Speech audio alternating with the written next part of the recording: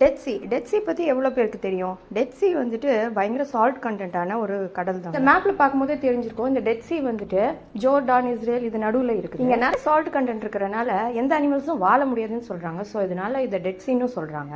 அது மட்டும் இல்லைங்க, இதில் எவ்வளோ உள்ளே போனாலும் நம்ம முங்கவே மாட்டோமா, மிதந்துட்டு தான் இருப்போமா, இதை நிறைய பேர் கேள்வியும் பட்டிருப்பீங்க. இந்த டெட் சியோட மட்டு வந்துட்டு நமக்கு வந்து கவரில் போட்டும் கிடைக்குது. இப்போ பாருங்கள், அதோட சாம்பிள் தான் இது. மண்ணை பார்க்கறதுக்கு வந்து பிளாக் கலர் பேஸ்ட் ஃபார்மில் இருக்குது. தொட்டு பார்க்கறதுக்கு வந்துட்டு கிளே டெக்ஸ்சரில் இருக்குது. அது மட்டும் இல்லை, இதில் நல்லா நிறைய மெடிசினல் வேல்யூஸ் இருக்குது. ஸோ இது வந்துட்டு ஒரு வேர்ல்ட்ஸ் பெஸ்ட் நேச்சுரல் ஸ்பா அப்படின்னு சொல்கிறாங்க.